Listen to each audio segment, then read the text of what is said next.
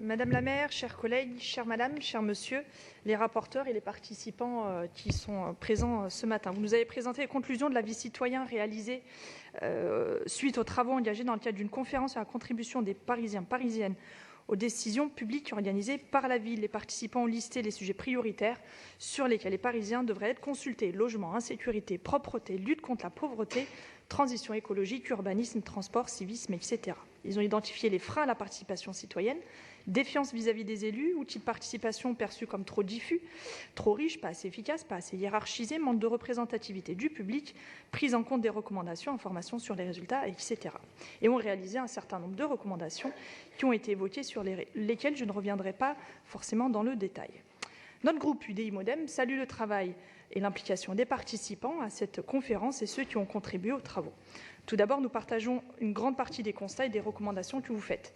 Nous le disons depuis plusieurs années, la politique menée par l'exécutif en termes de participation citoyenne manque de clarté. Conseil de quartier, SICA, Conseil des générations futures, Conseil parisien de la jeunesse, conférence citoyenne, Conseil de la nuit, Conseil des Européens, pré-conseil citoyen, budget participatif, carte citoyen de Paris, plateforme jemengage.paris.fr. Madame la maire, j'ai une idée: Paris pétition, atelier citoyen, goûter citoyen, kiosque jeune, etc. Depuis 2014, la ville multiplie des initiatives qui peuvent parfois paraître intéressantes individuellement, mais le manque de vision d'ensemble ressemble désormais à une surenchère en termes de participation citoyenne.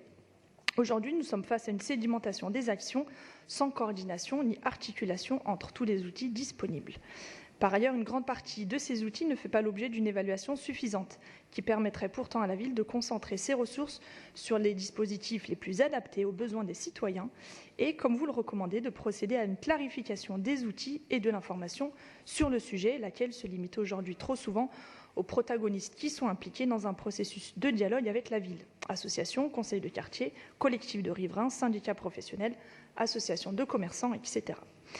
Vous proposez d'ailleurs de disposer d'un droit d'interpellation du Conseil de Paris. Ce droit existe en partie avec Paris Pétition, puisque chaque pétition qui dépasse 5000 signataires en un an est proposée à la maire de Paris pour que son sujet soit inscrit à l'ordre du jour du Conseil de Paris. Cependant, vu le nombre de pétitions en ligne actuellement, 11 dont une seulement dépasse 10 signatures, le dispositif reste aujourd'hui largement méconnu des Parisiens.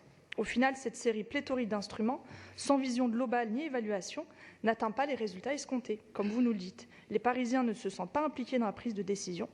L'Observatoire des usages émergents de la ville nous apprenait ainsi en octobre 2017 que 76% des Parisiens ne se sentaient pas du tout ou très peu impliqués dans les grandes décisions de leur ville.